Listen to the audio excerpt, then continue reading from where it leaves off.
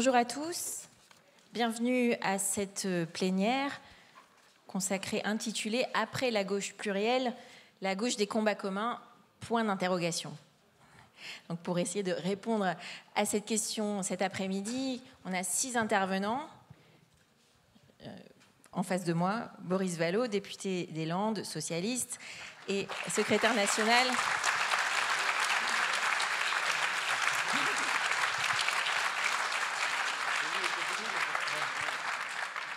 À côté de lui, Guillaume Lacroix, président du PRG.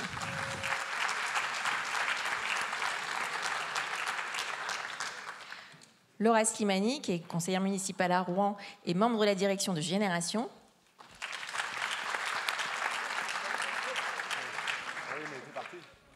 Raphaël Glucksmann, député européen, cofondateur de Place Publique.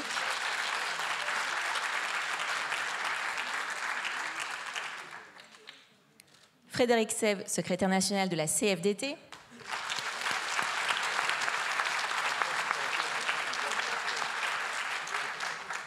Et Ronan Dantec, sénateur Europe Écologie Les Verts de Loire-Atlantique. Alors, on a 6 intervenants de qualité qui auront plein de choses à dire, et donc on n'a qu'1 heure et demie, et il faut tenir les temps.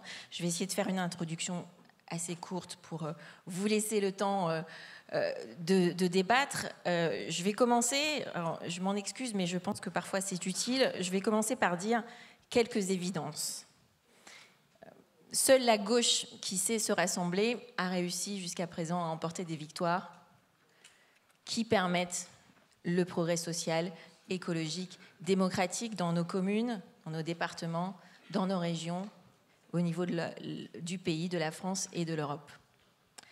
Et pourtant, l'histoire de la gauche française, elle est faite d'unions et de désunions, de ruptures et de réconciliation. Ça, c'est la deuxième évidence.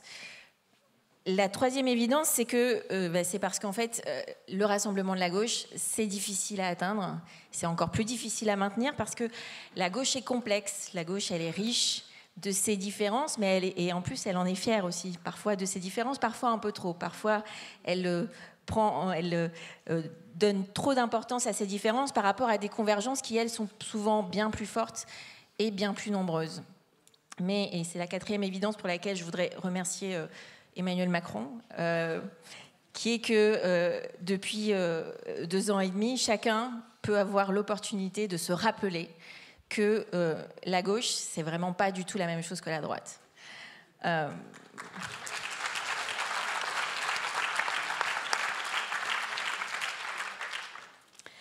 Alors, une fois qu'on a dit tout ça, qu'est-ce qu'on fait pour essayer d'avancer ensemble ? La dernière grande réussite de l'Union de la gauche, c'était la gauche plurielle. Et c'était il y a 2 décennies déjà. C'était, autant dire, une éternité. Parce qu'on est aujourd'hui dans un monde politique extrêmement différent, avec des citoyens qui attendent des choses différentes de la chose politique, de l'action politique, du fonctionnement des partis politiques. Et aussi parce que la gauche, il faut aussi savoir se rappeler que ce n'est pas que les partis politiques. C'est aussi le monde syndical, c'est aussi le monde associatif, c'est aussi le monde intellectuel, c'est aussi les citoyens lambda qui agissent chacun à leur manière. Et donc, est-ce qu'on peut trouver un nouveau chemin pour le rassemblement ? Est-ce qu'on peut inventer cela ensemble ? Il y a 1 an, dans cette salle, Olivier Faure, notre premier secrétaire, avait lancé cette idée des combats communs de la gauche. Alors, c'était tombé un petit peu dans l'oreille d'un sourd à l'époque. On a essayé, au cours de l'année écoulée, de donner corps à cette idée. On l'a essayé pendant la campagne des européennes avec les difficultés et les résultats qu'on connaît. Et au sortir des européennes, ce qu'on constate, c'est que la gauche est toujours émiettée, même s'il y a des miettes qui sont plus grosses que les autres, mais enfin, ça reste des miettes. Et donc, est-ce que ces combats communs, est-ce que construire ensemble ces combats communs de la gauche, c'est une possibilité, c'est une perspective réaliste pour notre avenir ? Je vais commencer par donner la parole à Boris Vallaud, parce qu'il a été aux côtés d'Olivier dans ses efforts cette dernière année pour essayer de donner du sens et du contenu à ces combats communs. Et donc, peut-être qu'il commence par nous dire en quelques minutes ce qu'il en pense. Bon, merci. de me laisser l'honneur et la difficulté de démarrer. Je suis secrétaire national en charge du projet depuis quelques semaines, avec un chantier considérable qui est devant nous et qui va permettre aux militants socialistes que je suis aussi d'affirmer un parti socialiste qui se renouvelle dans ses idées, qui est fidèle à son histoire, qui regarde ses réussites et ses défaites en face, mais qui ne renonce jamais à construire un avenir pour ceux pour lesquels il se bat. Ce qui ne veut pas dire que par ailleurs, on ne doit pas aspirer à des rassemblements plus larges que nous-mêmes, parce qu'un certain nombre des combats que nous avons décidé de faire nôtres ont besoin tout simplement de bras.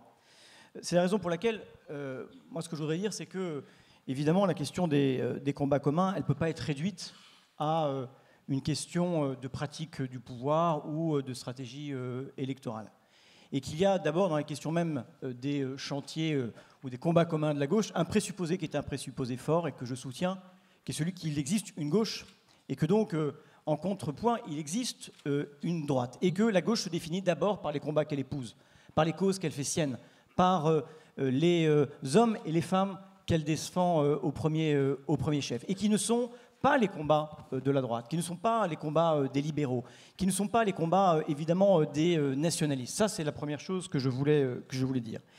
Et puis, dire que si nous nous posons la question de ces combats communs, on se le pose dans un contexte qui est tout à fait particulier. Si je vais le décrire à grands traits au plan, j'allais dire, global, et puis ensuite plus national, j'aurais tendance à dire que, alors que la croissance économique ou la prospérité économique avait donné le sentiment d'être garante du progrès social, on assiste depuis quelques décennies à un dérèglement qui est un dérèglement considérable sur le plan environnemental, sur le plan social, sur le plan économique et aussi sur le plan politique, parce que les questions ne sont pas déliées. Et si on devait, de façon assez schématique, dire les choses, le libéralisme économique, dans tous ses excès, appelez-le comme vous le voulez, l'ultralibéralisme, le néolibéralisme, dans ce qu'il produit de destruction de l'environnement, d'explosion des inégalités, de violence, de mise en concurrence de nos modèles sociaux et des travailleurs eux-mêmes, de disqualification des États à certains égards, et on voit la puissance des multinationales. Et bien, ce libéralisme économique-là,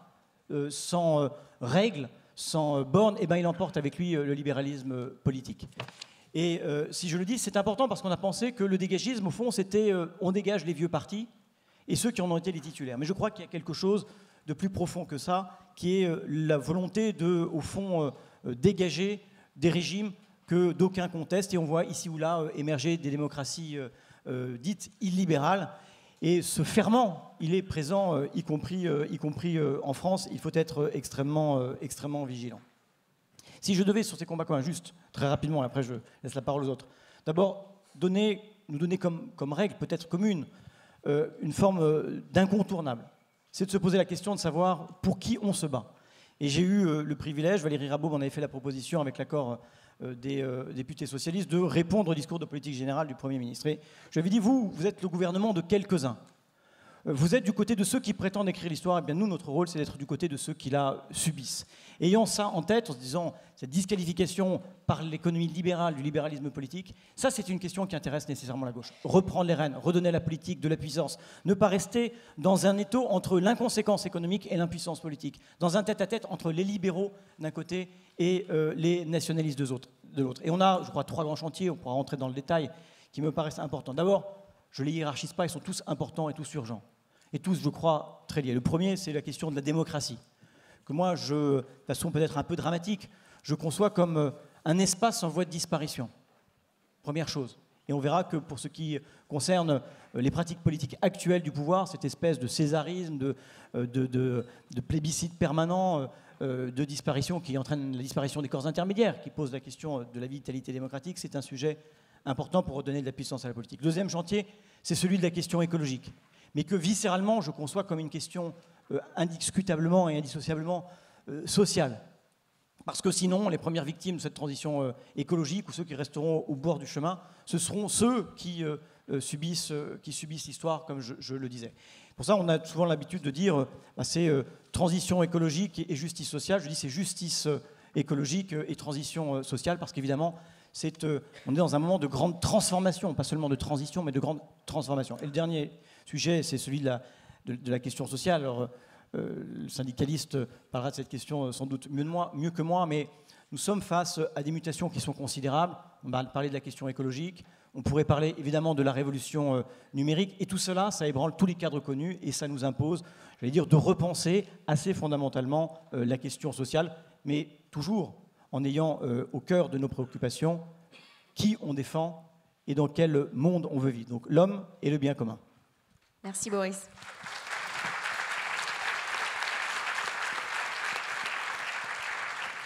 Je vais me tourner vers Ronan Dantec, qui a eu des positions un peu changeantes ces derniers temps des écologistes vis-à-vis de la question du rassemblement, avec qui on se rassemble. Est-ce que c'est de gauche, est-ce que c'est de droite l'écologie, est-ce que ça peut être l'un ou l'autre ou pas du tout? Est-ce que vous pouvez nous en dire plus? Alors il y a un truc qu'un écolo ne peut pas faire, même quand il est l'écolo de service de la journée, c'est de parler au nom de tous les écolos. Ah, c'est à peu près au-delà de toute capacité humaine. Si j'ai été invité, si j'ai donc accepté avec plaisir de venir vous rejoindre, même si du coup j'ai quitté Toulouse tard dans la soirée, c'est parce qu'avec mon collègue écologiste Joël Labbé, nous sommes porteurs d'un appel qui s'appelle « Ensemble sur nos territoires ». Il y a quelques points communs avec l'appel qu'avait lancé Place Publique, qui est un appel qui dit assez simplement, si on est d'accord sur un certain nombre de valeurs et de priorités politiques communes, c'est assez logique d'aller ensemble au municipal. C'est relativement simple.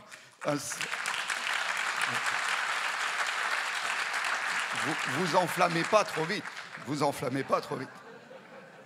Cet appel, aujourd'hui, est signé un peu partout à travers la France. Un certain nombre de sénateurs socialistes, j'ai vu Martial Bourquin tout à l'heure, l'ont signé.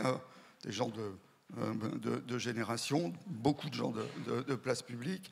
Je pense qu'il dit effectivement une volonté de rassemblement, et notamment de rassemblement de gens qui ne sont pas adhérents de LV, du PS et des différentes organisations qui sont le gros du maillage de tous ceux qui au quotidien œuvrent pour les valeurs de gauche et pour l'écologie. Donc c'est au nom surtout de cet appel que je m'exprime cet après-midi ici. Je vais moi aussi commencer par une évidence. C'est pour ça qu'il ne fallait pas s'enflammer trop vite. Je pense que dans le quinquennat de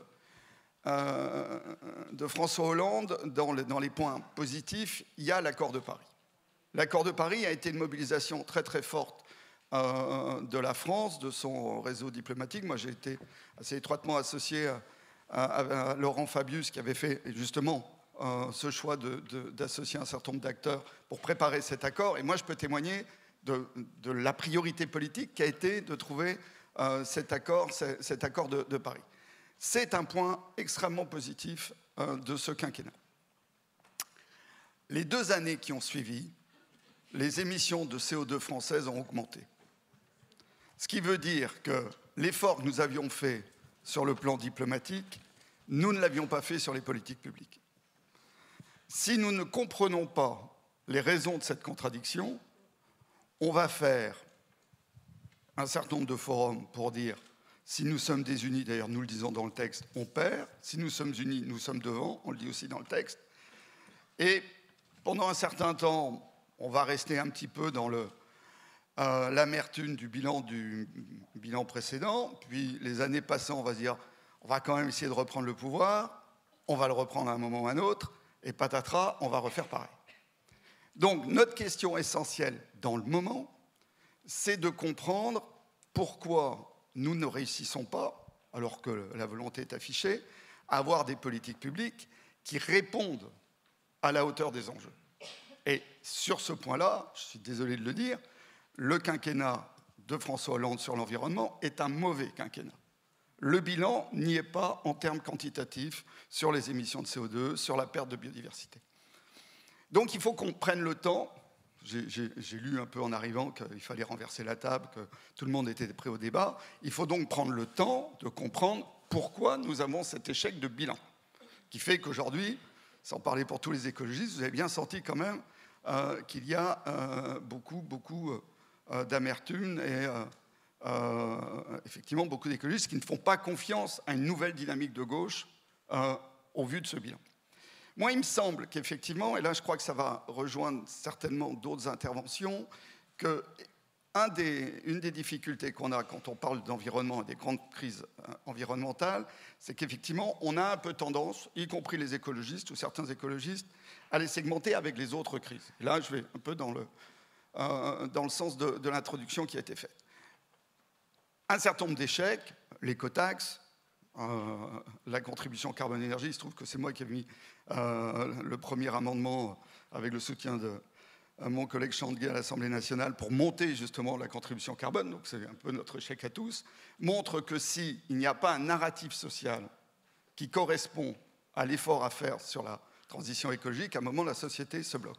Et de ce côté-là, je pense que ce qui est intéressant dans le moment, et notamment, je pense que tu vas en parler avec le pacte social et écologique porté par un certain nombre d'associations, c'est qu'on voit bien maintenant qu'il va falloir qu'on réponde à l'ensemble des crises en même temps sur un programme cohérent.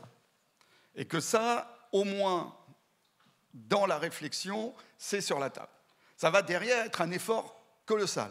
J'ai discuté avec quelques collègues sénateurs présents tout à l'heure, ils m'ont dit on va même essayer de voir si on peut se mettre d'accord sur la taxation du transport aérien lors des journées parlementaires. Ce qui veut dire que ce n'est même pas acquis, hein.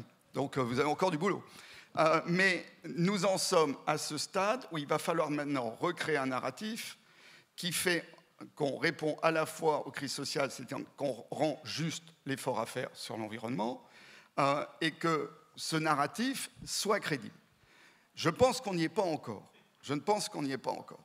Qu'il va falloir effectivement commencer par les territoires, que la question aussi de l'égalité entre les territoires va être un des éléments forts de remobilisation, ce qui compris veut dire que vous devez aussi, dans les nombreux logiciels que vous devez remettre en cause, le logiciel de la compétition entre territoires, dont les grands maires socialistes de métropole, j'en connais quelques-uns, ont été les gagnants, mais la société française moins, que donc on est dans ce moment d'une remise en cause assez forte, à faire ensemble. Si nous réussissons cette remise en cause, si nous arrivons à construire les politiques publiques qui découlent de cette remise en cause, alors effectivement, le pouvoir est en perspective. Mais il n'est pas encore en perspective. Merci. Je vais demander à Laura de prendre le relais. Génération est un nouveau mouvement aussi assez récent. Et vous avez affronté une première élection présidentielle avec les européennes. Maintenant, il y a les municipales. Comment est-ce que vous voyez votre place dans la gauche et ce que doit être l'avenir de la gauche en général ? Alors bonjour à toutes et à tous. Et d'abord, je veux remercier toutes celles et tous ceux qui sont impliqués dans l'organisation de ces universités d'été, parce que j'ai été moi aussi dans la famille socialiste il y a quelques années, et je sais que ça représente énormément de travail. Et donc voilà, bravo à celles et ceux qui se démènent pour qu'elles aient lieu. Et donc effectivement, on a créé Génération pour donner un débouché politique à une nouvelle synthèse qui a été exprimée précédemment, qui est celle de l'écologie, du social et de la démocratie. Et c'est en cela qu'il me semble que la période actuelle est différente de celle de la gauche plurielle, parce qu'on n'est pas vraiment sur l'accumulation d'identités distinctes qui pouvaient se compléter, mais bien sur le dépassement d'identités passées et l'aboutissement à une nouvelle réflexion sur le monde qui vient, ou en tout cas qui est aujourd'hui, et les réponses qu'on peut y apporter d'un point de vue social, écologique et démocratique. Et donc pour enchaîner sur ce qui vient d'être dit, à Génération, il nous semble important dans ce cadre-là que les débats qui vont traverser la gauche et les écologistes, ou la gauche écologiste, comme nous on essaye en tout cas de la positionner et de la dire, c'est qu'il faut avoir un certain nombre de débats et de questions. Enfin, il y a des questions dont on ne pourra pas faire l'économie dans nos débats. Et si on en fait l'économie, on retrouvera les échecs passés. La première, c'est le monde post-croissance. Est-ce que nous sommes prêts à sortir de la croissance du PIB ? Nous revendiquons cela. Nous revendiquons le fait qu'aujourd'hui, la croissance, quand elle existe encore dans un certain nombre de pays, de toute façon, elle ne sert pas le bien commun et le bien collectif, elle va remplir les poches d'actionnaires et elle détruit la planète. Donc nous voulons réfléchir à une société post-croissance. Ça veut dire quoi ? La protection sociale dans une société post-croissance. Ça implique une redistribution des richesses beaucoup plus puissante que celle qu'elle est aujourd'hui. On avait mis un certain nombre de propositions sur la table, comme par exemple la taxe robot. Ça implique aussi de parler de la question de l'héritage et de la taxation du patrimoine. Bref, ça pose des questions extrêmement extrêmement importante. Deuxième sujet important, ça ne va pas vous étonner, nous on pense qu'aujourd'hui, à l'heure de la raréfaction du travail et d'une précarisation grandissante des travaux, des jobs qui sont créés aujourd'hui par cette fameuse croissance génialissime, doit nous amener à réfléchir au revenu universel d'existence et dont nous sommes convaincus qu'il est le futur nouveau pilier de la protection sociale. Et là-dessus, on peut avoir un débat avec à la fois, bien sûr, les partis politiques, mais aussi les organisations syndicales et les citoyennes et les citoyens, parce que c'est un débat de société fondamental. Mais encore une fois, nous, on estime que ça, c'est un débat dont on ne peut pas faire l'économie. Tout comme on ne pourra pas faire l'économie de la question de la réduction du temps de travail, de savoir si nous sommes d'accord pour aujourd'hui entamer une nouvelle étape de la réduction du temps de travail, ou demain, si la gauche écologiste arrive à conquérir le pouvoir, parce que c'est un enjeu fondamental quand si on veut sortir justement du produire toujours plus en permanence. Donc ça, c'est le premier point que je voulais évoquer avec vous. On ne pourra pas, ça ne sert à rien de faire tout ça si on ne pose pas ces débats-là aujourd'hui et si on ne tranche pas ces débats-là ensemble et si on n'arrive pas à avancer dans cette direction et vers cette nouvelle synthèse.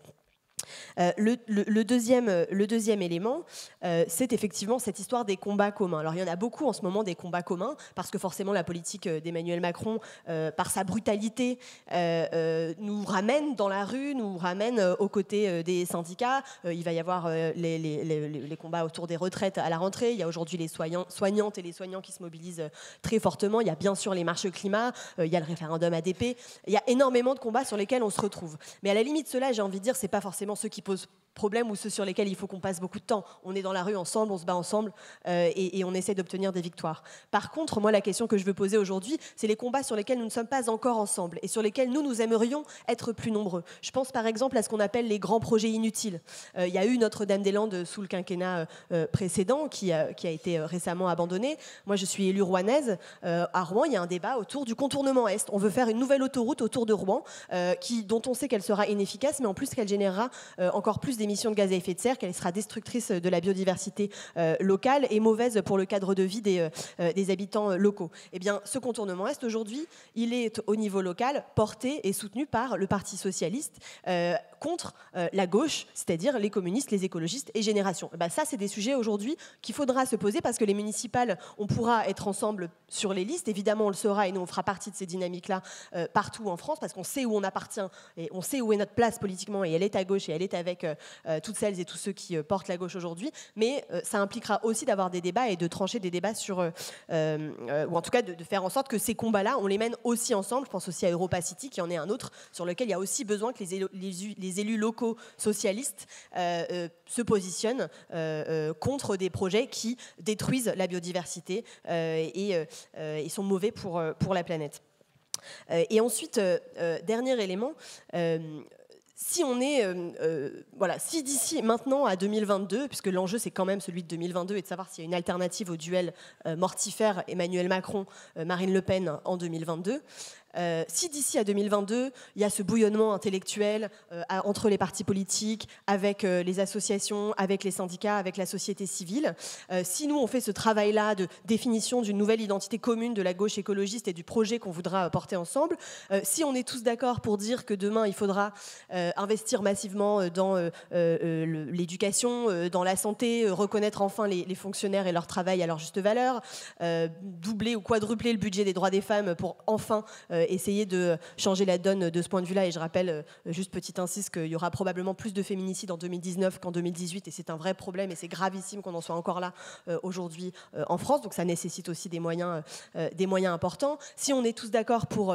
abroger les ordonnances Macron et créer de nouveaux droits pour les salariés, par exemple la reconnaissance du burn-out comme maladie professionnelle ou le soutien ou en tout cas la protection accrue de celles et ceux qui sont les victimes aujourd'hui du modèle néolibéral, c'est-à-dire les livreurs, Deliveroo, les chauffeurs Uber qui se font balader dans un statut de soi-disant auto-entrepreneur, et ce qui fait qu'en fait ils sont juste exploités au profit d'actionnaires qui continuent à engranger plus de richesses tous les mois. Bref, si on est d'accord pour faire tout ça, pour régulariser aussi les sans-papiers et les travailleurs sans-papiers, je fais un peu une liste à la Prévert, mais c'est aussi ça la gauche et c'est aussi des combats très concrets qu'il faudra qu'on soit capable de porter demain. Mais si on est d'accord pour tout cela et que ensuite, à la fin, ça se termine par un appel à la raison et la candidature proposée d'un ancien ministre et Premier ministre du quinquennat Hollande, on va avoir un petit problème de cohérence.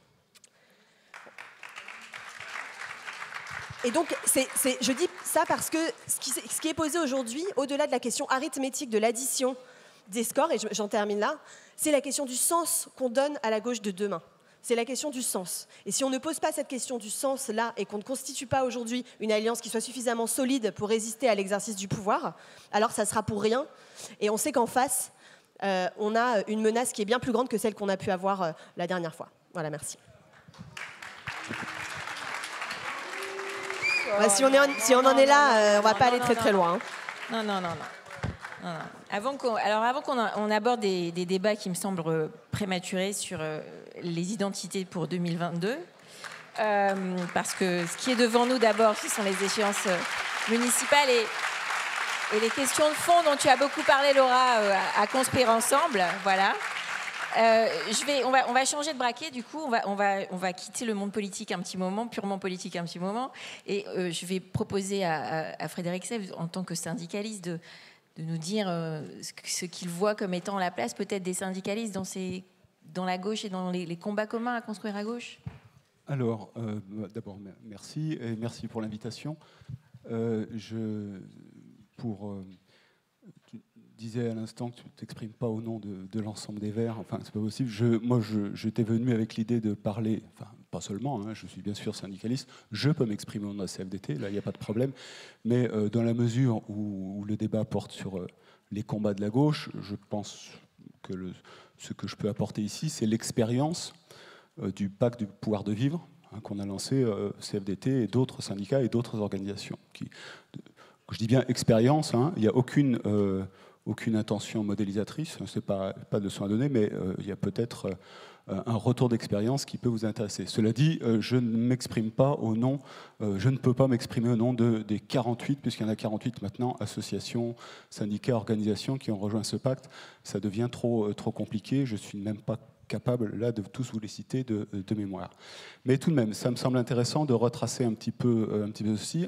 J'insiste bien sur la différence, hein, avec la situation politique. Je le dis simplement pour ne pas donner l'impression, encore une fois, de donner des leçons. Je ne peux que retracer cette expérience-là, à vous d'en tirer les enseignements, hein, éventuels.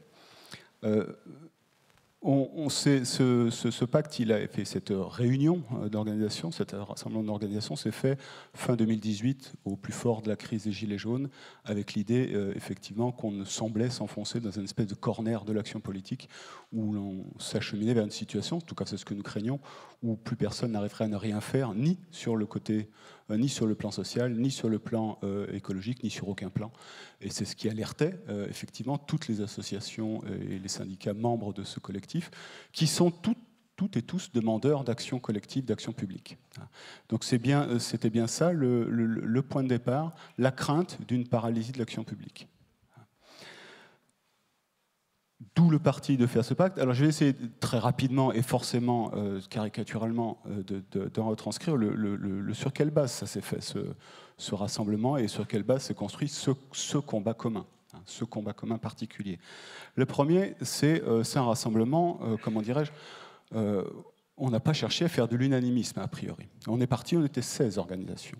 16 organisations, très vite rejointes par deux. Enfin, c'est un collectif initial de 16, on a 3 qui ont refusé, 3 qui sont rajoutés, puis d'autres après. Bref, on est vite arrivé à la vingtaine, mais c'est relativement restreint.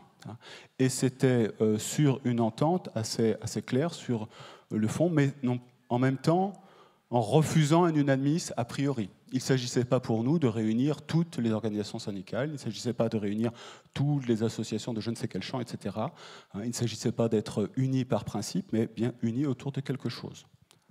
Et je pense que ça me parle. Alors, vous en retirez les conclusions que vous voulez, mais pour nous, c'était essentiel. Ça n'était pas, encore une fois, une volonté d'unanimisme a priori.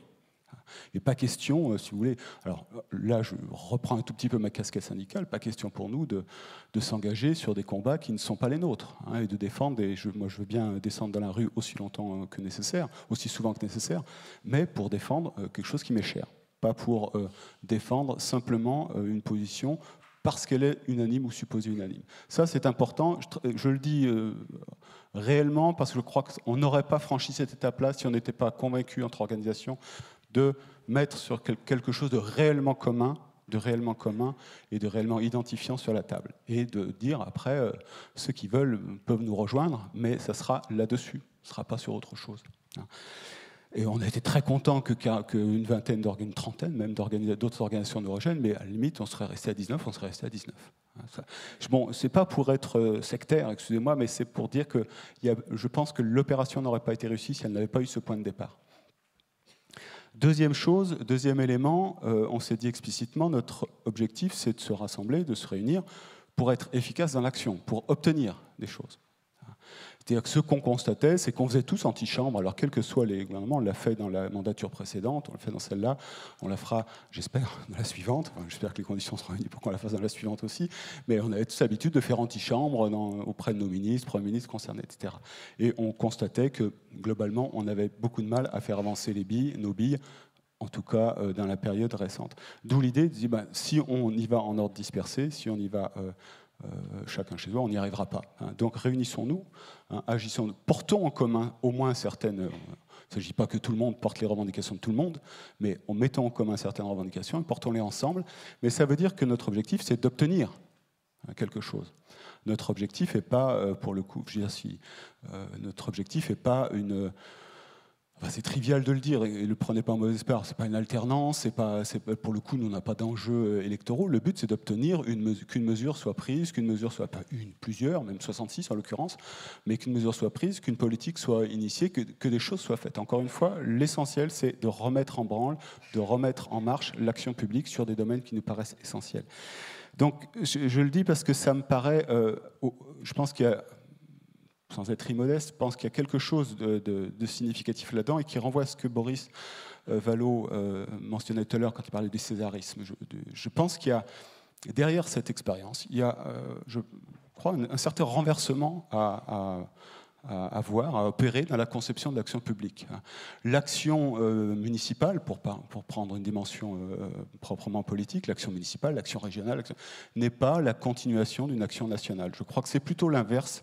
Alors c'est une caricature, je ne vais pas opposer une caricature à une autre, mais c'est, je dis bien une caricature, pas opposer, mais pour bien situer le changement opéré, je verrais plus la politique nationale comme une continuation d'actions locales, d'actions décentralisées. Alors, bien sûr, c'est le même esprit, j'insiste bien, c'est une caricature contre une autre, mais pour montrer, il ne s'agit pas simplement... L'enjeu essentiel, tout ne procède pas, effectivement, du changement de César, en quelque sorte, pour reprendre le terme de Boris.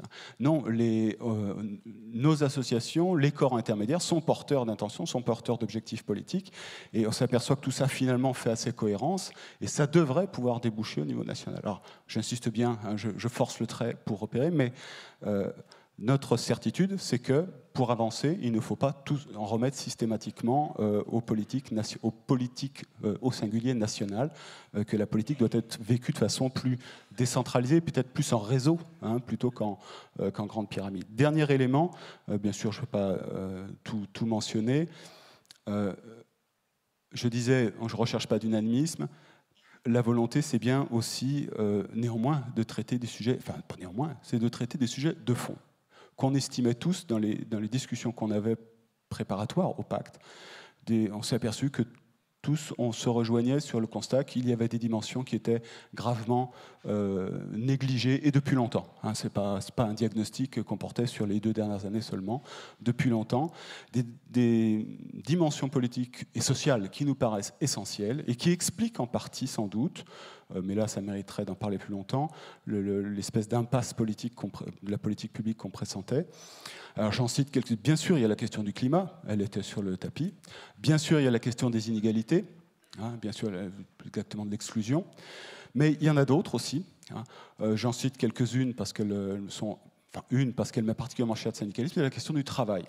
Mais quand je dis du travail, ce n'est pas de l'emploi, ce n'est pas des grands déterminants macroéconomiques du travail, mais c'est qu'est-ce qui se passe au travail. C'est quoi la réalité de travail vécue? Ça, c'est quelque chose qui est clairement, et j'en prends ma part d'ailleurs comme syndicaliste, sorti du radar du débat public, du débat social.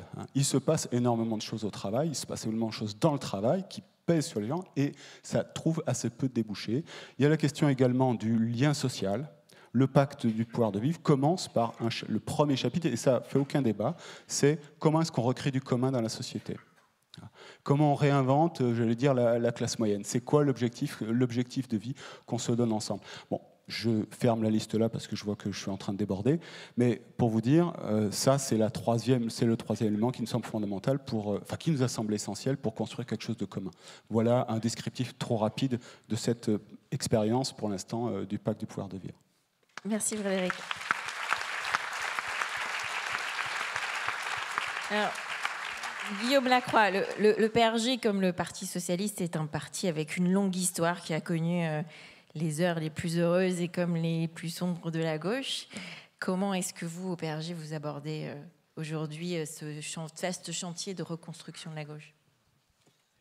Comme tout le monde, avec fort heureusement des doutes et des interrogations, et puis avec surtout, pour redire un terme qui m'est cher et qu'a employé Boris, avec détermination. D'abord, merci de cette invitation. Et quand j'ai réfléchi à l'idée de venir à cette table ronde sur après la gauche plurielle, la gauche des combats communs, m'est venue la pensée d'Alain, qui était un philosophe assez proche des radicaux et qui disait l'union fait la force, mais la force de qui? Et je me suis dit, si la table ronde tourne autour de cette question, on n'est pas prêt de faire avancer le débat. Et je voudrais vraiment vous dire que si les radicaux de gauche sont là aujourd'hui avec vous, avec tout le monde, c'est vraiment parce que pour nous la réponse c'est la force. C'est celle d'abord et avant tout de nos concitoyens. Moi, je crois qu'il y a un mot, un maître mot dans notre engagement. Tu parlais tout à l'heure, monsieur le sénateur, d'un narratif qui manque dans le discours sur finalement une société qui tiendrait compte aussi bien de l'écologie, du social et de façon concrète avec des résultats probants. Ce narratif, pour nous, il existe. Et j'ai même lu que David Cormand avait à nouveau employé ce mot, République. Et je me suis dit, finalement, depuis tout à l'heure, le mot République, on ne l'entend pas. On nous dit la démocratie est en danger, mais la démocratie, c'est quoi si ce n'est un outil politique au service d'un projet politique? Le projet politique, c'est la République, en tout cas pour nous. Et s'il y a bien un projet politique de gauche, c'est la République.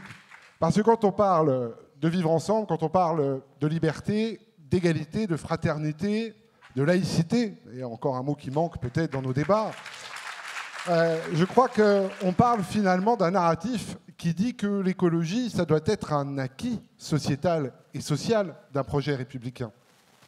Comme les combats sociaux ont été des acquis sociaux et sociétaux de nos combats républicains.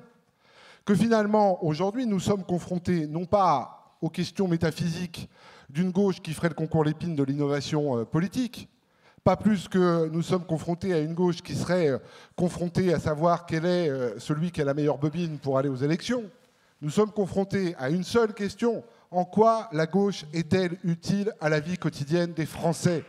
Et moi, je vous le dis, le premier sujet de crédibilité, c'est de réinstaurer la République. De la réinstaurer dans un pays où le président de la République n'est pas républicain. Ça n'est pas un anti-républicain, mais il n'est pas républicain. C'est une société dans laquelle il faut que la République soit présente au quotidien. Où elle est où, la République? Quand tu sors de chez toi et tu cherches le médecin. Elle est où, la République? Quand tu sors de chez toi et que l'hôpital est loin. Elle est où, la République, quand tu sors de chez toi et que l'hôpital est dépassé parce qu'il n'y a plus de solution pour soigner et où les personnels sont autant en danger que les patients? Elle est où, finalement, notre République? Cette idée que nous avions qu'il fallait d'abord, intrinsèquement, faire en sorte que nous ayons une vie commune qui repose sur une idée simple, que chacun puisse s'émanciper avec des conditions de départ les plus corrigées par rapport aux inégalités. Et la République, elle répond par ailleurs à une deuxième notion pour la gauche, c'est de cesser d'être dans le correctif. Moi, je ne suis pas de ceux qui errent dans les cimetières de la gauche. Je ne sais pas si les mandats précédents ont été excellents, pas excellents. Je ne sais d'ailleurs pas si on pouvait tout changer en 5 ans. Je ne sais même pas qui en serait capable. Moi, ce que je sais, ce que je crois savoir, c'est finalement cette idée que peut-être la gauche a péché par cette idée qu'il fallait qu'elle corrige les inégalités du monde, plutôt qu'elle ne tente de les changer. Et la social-démocratie a certainement péché de cela, d'être un projet qui finalement disait « bon, bah, la mondialisation, c'est comme ça, elle est là, faire avec et on va la corriger. Et je crois que c'est finalement une erreur, parce que nous avions un modèle. C'est le modèle du Conseil national de la résistance. C'est le modèle républicain. Nous avons un modèle dans le monde. Parce que, qu'on le veuille ou non, on nous dit oui, mais c'est très compliqué, parce que, vous savez bien, l'Union européenne, on doit trouver des consensus. Et c'est vrai, je ne suis pas né de la dernière pluie, j'ai même travaillé à la Commission européenne, donc je vois à peu près de quoi on parle. Mais quand même, nous supportons depuis des années des monarchies, des républiques libérales.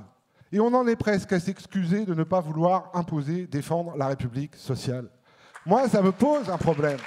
Ça me pose un problème qu'on ne pense pas que finalement ce modèle-là, ce modèle d'une gauche, qui évidemment devra aller plus loin, évidemment qu'elle devra faire gagner encore plus à nos concitoyens des droits, des libertés, mais aussi des devoirs, parce qu'il faut les deux si l'on veut fonctionner collectivement et intelligemment.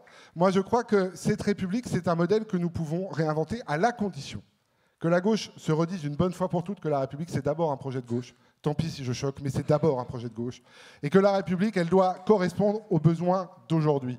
Sur la laïcité, par exemple, je le dis, aujourd'hui, nous sommes confrontés à des attaques de toutes parts, des attaques du quotidien, et nous répondons grands principes et grands concepts. Il faut aller de l'avant sur des propositions nouvelles, sur des propositions adaptées, sur des propositions de protection. Et j'en jette une. Nous réfléchissons, par exemple, au fait que dans ce pays, il y ait une majorité pour la pratique religieuse. Il y a dans ce pays une majorité pour avoir des relations sexuelles, pour voter. Il n'y en a aucune pour la protection des uns et des autres. On connaît le libre choix. Bien évidemment que chacun doit être élevé dans les principes qui sont les siens, et là-dessus, personne n'a à dicter aucune règle. Mais il va bien falloir, chers amis, que nous soyons aussi proactifs pour répondre à ce que la société nous demande. Faites-nous croire à nouveau à la République, faites-nous avoir de nouvelles victoires, protégez-nous des influences qui nous empêchent de nous émanciper, redonnez-nous le goût de l'espoir et de la liberté.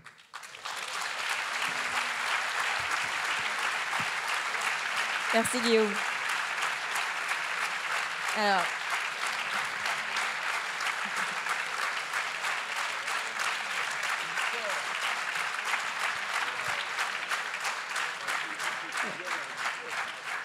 Raphaël Glucksmann qui a choisi de sortir d'autres occupations qui n'étaient pas politiques, qui était celui de peut-être commenter ce qui se passait dans le monde politique pour rentrer dans l'action politique l'année dernière en cofondant le mouvement Place Publique avec l'idée de secouer la gauche pour mieux la rassembler et puis qui a pris avec nous le risque de ce pari un peu fou des élections européennes. Comment toi tu vois aujourd'hui ce qu'il y a devant nous, tout ce qui reste à construire? Déjà, bonjour et merci de l'invitation. Merci aux organisatrices et aux organisateurs. Et je voulais vous dire que j'étais particulièrement heureux d'être ici parce que j'ai découvert quelque chose, moi, pendant cette campagne. J'ai découvert quelque chose parce que je viens d'un monde plus des ONG, de la réflexion intellectuelle. C'est à quel point on a besoin des militants politiques pour faire vivre la démocratie. Et c'était... Pour moi, quand on voit en plus, dans une situation politique compliquée, des gens qui se lèvent à 6 h du matin le dimanche pour aller coller des affiches, tracter, sans rien espérer en retour, parce que le parti qu'ils décident d'animer et de faire vivre eh bien, n'est pas promis à un retour immédiat à la direction du pays. C'est de cela dont on a besoin, et c'est à contretemps de cet esprit cliqueur qui peut parfois, même moi, m'animer, en pensant qu'en mettant un post sur Facebook, on a fait vivre la démocratie. Non, la démocratie, ça vit avec ces gens qui se mobilisent. Donc je voulais vous remercier pour la campagne et pour l'organisation du campus.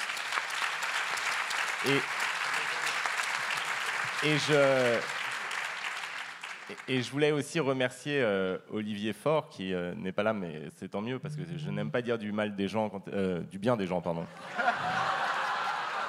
Je l'avais préparée, elle était pas très... bon, c'est pas grave.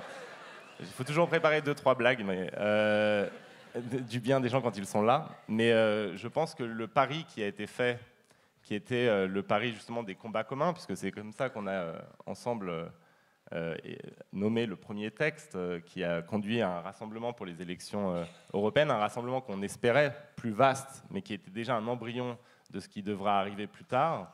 Eh bien, ça s'appelait les combats communs, parce que le principe, le principe, c'était assez simple, et ça reste, à mon avis, l'actualité. C'est à partir du moment où on est capable d'envisager des combats qui marquent une différence très nette avec le libéralisme et le nationalisme, à partir du moment où on est capable d'envisager des combats qui font un projet et qu'on est capable de les envisager ensemble, alors il n'y a aucune légitimité au fait d'avoir plusieurs offres politiques en compétition sur le même espace idéologique auprès des électeurs. Et le retour d'expérience de ces élections européennes, c'est quand même l'amour des militantes et des militants, mais aussi ce sentiment étrange d'absurdité sur les plateaux de télé où finalement on a plusieurs candidats dont je faisais partie et qui répètent qu'il faut une Europe plus sociale, plus démocratique et plus écologique, ou une Europe plus écologique, plus démocratique et plus sociale, ou une Europe plus démocratique, plus sociale et plus écologique. Et que tout le questionnement qui doit être le nôtre aujourd'hui, c'est de tirer les leçons de cette expérience qu'on vient de vivre, qui est l'expérience des européennes. Il y a une immense bonne nouvelle qui nous vient des européennes. Cette immense bonne nouvelle, c'est qu'il y a 30% des électrices et des électeurs qui veulent une alternative sociale et écologiste au libéralisme et au nationalisme. Il y a la fin d'une mystification qui était le ni droite ni de gauche d'Emmanuel Macron. On sait désormais que la France a un président de droite, qui mène une politique de droite, qui a une sociologie électorale désormais clairement de droite, et qu'il y a 30% aujourd'hui, alors même qu'on n'a pas réussi à créer de dynamique unitaire, d'électeurs et d'électrices qui peuvent se reconnaître sur des combats communs à opposer au libéralisme et au nationalisme. Et cette immense... Mais la suite est plus compliquée. La suite est plus compliquée. Cette immense bonne nouvelle, elle se double d'une forme d'exigence ou déjà de quasi-impasse, qui est la question fondamentale, comment on fait pour qu'au lieu de 14 plus 6, plus 6, plus 3, plus 2, on ait 30. Et cette question, qui semble toute simple mathématiquement, pose en fait des problèmes immenses. Et je veux lever tout de suite un malentendu sur des déclarations récentes que j'ai pu faire. Il ne faut pas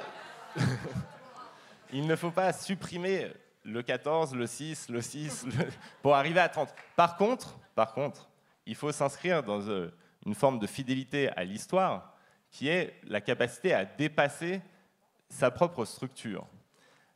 Je dis parfois en mots plus crus ce qui est, je pense, le cœur de la philosophie de votre premier secrétaire, qui était celle du dépassement, et qui s'inscrit dans l'histoire du socialisme, puisque le fondateur du Parti socialiste, il me semble, est quelqu'un qui a, dans la fidélité à l'histoire du socialisme, su dépasser des structures qui étaient faibles, ça s'appelait le Congrès d'Épinay, pour créer le véhicule idéologique, culturel et politique qui permettrait à la gauche, qui était alors dans une situation peut-être pire qu'aujourd'hui, de reprendre le pouvoir. Vous savez que je ne cite pas Mitterrand à tous mes discours, mais il se trouve que là, on serait bien inspiré de revenir à ce geste originel qui a rendu possible, en fait, l'arrivée de la gauche de transformation sociale au pouvoir.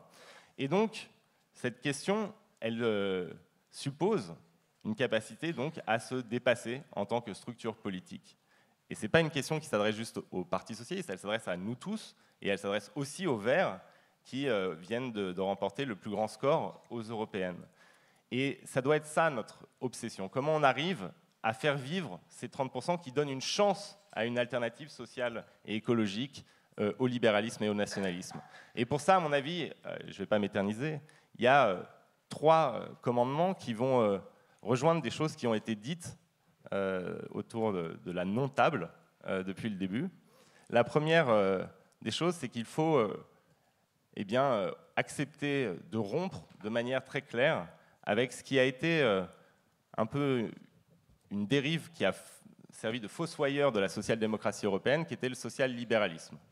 C'est-à-dire qu'il faut revisiter ce qu'est le schröderisme, le blairisme, et vraiment comprendre à quel point l'offre qui permettra de créer cette alternative sociale et écologique sera en rupture avec cette gauche des années 2000 en Europe. Il faut, et je pense que ça, c'est déjà fait. C'est-à-dire que c'est acté. Emmanuel Macron nous a beaucoup aidés d'ailleurs, parce que tous ceux qui étaient en ambiguïté par rapport à cette question Ils sont partis. Voilà, on fait la queue pour entrer dans les ministères, donc ça, là-dessus, au moins, il y a un bilan positif à son quinquennat. C'est qu'il a fait le ménage à gauche, mais il y a une deuxième obligation, et celle-là est plus compliquée. C'est comment on arrive à faire émerger, au-delà des combats communs, parce que là, je suis d'accord, on sera dans la rue ensemble, on sera dans les plateaux ensemble, on sera dans le combat culturel ensemble, on sera partout ensemble pour mener des combats, mais qui seront souvent des réactions à ce que Emmanuel Macron propose, des réactions aux réformes qui sont portées par le gouvernement, des réactions souvent louables, merci Boris, contre des privatisations comme celle d'ADP, mais qui seront des... Merci Boris, Valérie, enfin, merci tout le monde, mais tu es le représentant ici sur ce plateau, et à tous les parlementaires socialistes qui ont initié cela, mais ça sera des combats de réaction. Donc comment est-ce qu'on fait pour, autour de ces combats communs, eh bien, faire émerger un projet commun? Et pour ça, il va falloir avoir, et c'est le moment de le faire aujourd'hui, parce qu'il n'y a pas les présidentielles dans 15 jours, mais comment on va faire émerger un cadre idéologique commun. Et ce cadre idéologique commun, on est tous d'accord pour l'appeler la social écologie. C'est le thème du campus. Mais qu'est-ce qu'on met dans la social écologie? Quel sacrifice chaque partie de cette gauche va devoir effectuer pour définir ensemble une social écologie? Comment est-ce qu'on sort du productivisme? Et là-dessus, des expressions du type croissance sûre ne vont pas suffire. C'est-à-dire qu'il va falloir vraiment revisiter les différents logiciels politiques. Du côté du socialisme, on sait, et la conversion est déjà en train d'être faite, mais on va devoir renoncer à cette tradition productiviste, on va devoir comprendre comment, dans un cadre de croissance limitée, ou dans un cadre limité en général, on peut assurer l'égalité sociale et une politique redistributive. Et du côté écolo, il y a aussi une révolution culturelle à faire, parce que l'écologie, c'est d'abord né comme une contre-culture, comme quelque chose qui regarde, un mouvement qui regarde la puissance publique, l'autorité publique comme avec méfiance, avec défiance, et que finalement, si on veut que l'écologie politique soit une offre qui puisse exercer le pouvoir, qui puisse transformer la société, il va falloir passer à une écologie républicaine, c'est-à-dire à une écologie qui assume de réhabiliter la puissance publique, qui assume d'être le moteur de cette réhabilitation. Et donc, cette révolution idéologique, de part et d'autre, elle doit avoir lieu maintenant. Parce que justement, il n'y a pas ce tic-tac oppressant de la question des présidentielles. Si on commence à discuter des projets, de l'idéologie, des idées en 2021, on sait qu'il y aura déjà d'autres offres. Et je dis ça pourquoi? Parce que c'est trop facile d'expliquer la division. Moi, cette division, elle m'a hanté. Par simplement la question des égos. Ça, c'était facile. Quand on vous pose une question, il y a une caméra, vous répondez en 2 secondes, oui, bah, c'est dommage, Yannick Jadot, son égo, machin, tout ça. Mais Benoît Hamon, son égo. Mais en fait, c'est pas ça le fond du problème. C'est pas que les égos. C'est aussi des questions de divergence idéologique, de tradition ou de culture politique qu'il va falloir mettre sur la table maintenant, sinon on aura encore à nouveau le même problème quand les présidentielles vont arriver. Et le troisième impératif, qui est donc qu'on se pose tous cette question, est-ce qu'on veut vraiment conquérir le pouvoir? Ou est-ce que l'enjeu, c'est juste d'avoir une domination culturelle à gauche? Et ça, c'est une question qu'il faut vraiment se poser, parce que quand on regarde nos attitudes respectives, on peut vite se contenter d'être dans une position de contre, de refus, de rejet, de contre G7, de monde alternatif dans lequel le libéralisme sera extrêmement heureux de nous maintenir. Et c'est un confort intellectuel, hein. Franchement, je vous dis ça, ne pas exercer de responsabilité politique est un confort intellectuel, parce que vous êtes beaucoup plus libre dans votre expression et vous n'avez pas à vous soucier de savoir si c'est réaliste ou pas ce que vous proposez. Mais il faut reprendre goût à cette idée que la gauche est appelée à exercer le pouvoir. Et le risque,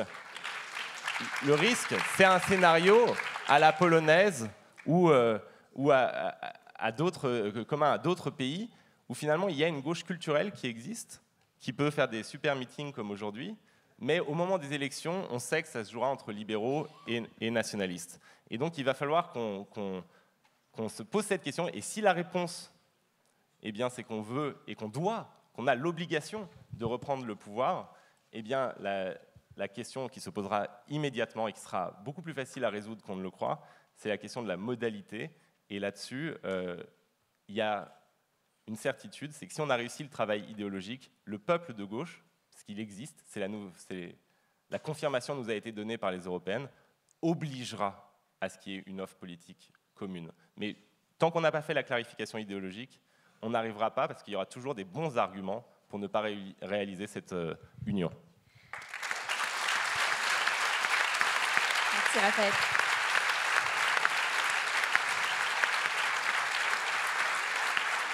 Alors, ce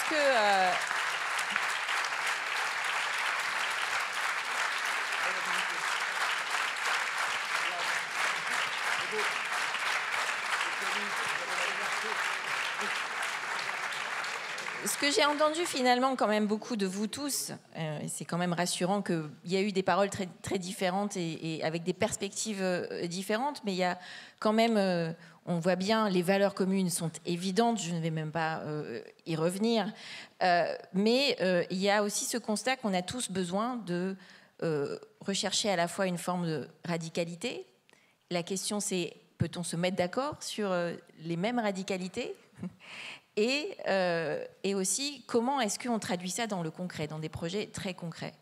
Et du coup, je voudrais peut-être revenir d'abord vers Frédéric Sève et le projet, le pacte du pouvoir de vivre comme exemple, c'est-à-dire que le politique, avant qu'on revienne à la question de comment est-ce qu'on construit un projet politique, c'est peut-être important aussi justement que dans nos démarches de partis politiques qui tentent de s'inventer ou de se réinventer aujourd'hui, qu'on n'oublie pas que les revendications qui viennent des mouvements associatifs, qui viennent des mouvements syndicaux, c'est toujours ça qui d'abord nourrit la gauche, nourrit le mouvement à gauche, et que le rôle des partis politiques, c'est d'accompagner ces mouvements et de leur trouver des débouchés politiques, de leur trouver des projets politiques qui peuvent les incarner, ces combats-là. Et donc peut-être repartir du terrain, de l'associatif et du syndical avant qu'on revienne sur la question de la construction politique. La question est redoutable parce que, libre à vous de puiser dans ce que disent les organisations, les associations, les syndicats, libre à vous. Je veux dire que de ce point de vue-là, ça c'est open bar. Après, comprendrez bien que notre démarche ne peut pas être de nourrir une quelconque